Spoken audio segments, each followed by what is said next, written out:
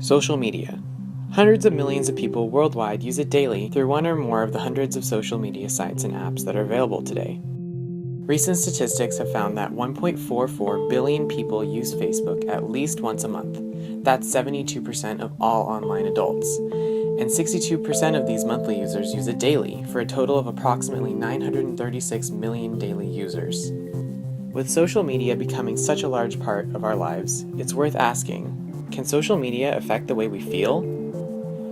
It turns out that in recent years, researchers have begun looking into finding this out. A recent study by KROSS, a researcher at the Institute for Social Research at the University of Michigan, and his associates, sought to see if there's a correlation between Facebook use and well-being. KROSS found that the more a person used Facebook over a given period of time, the more that person's satisfaction declined.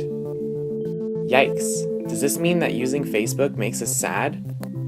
Well, sometimes. It depends on how we use it. A recent article from The New Yorker states that there are two main types of social media use: passive and active.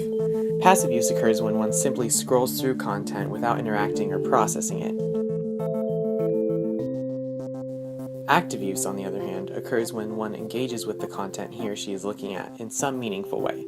This could be commenting on a friend's post, watching a video, or posting original content. Research has shown that passive social media use tends to lead to depression, while active social media use can lead to increased happiness.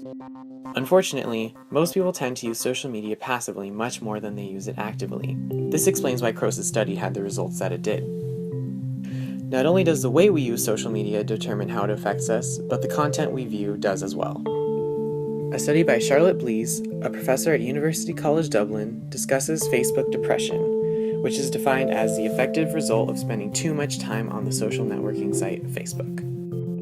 BLEASE says that all Facebook users are susceptible to Facebook depression, but are more likely to suffer from it when they have more online friends, they spend more time reading updates from these friends, they read these updates more frequently, and if the content they read tends to a bragging nature. Basically, this just shows how prevalent FOMO, that's the fear of missing out, is in today's society. When we see our friends post on Facebook about how much fun they are having doing something we want to do, we feel envious, perhaps excluded, and sometimes this can lead to depression. So the answer to the question, does social media affect the way we feel, is yes.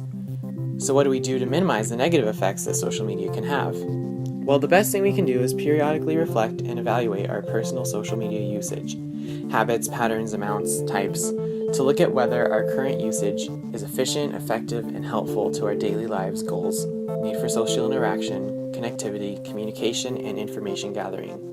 And if we feel ourselves getting envious of things that our friends are sharing on social media, we just need to remind ourselves that everyone on the internet, they're not having as great a time as you think they are.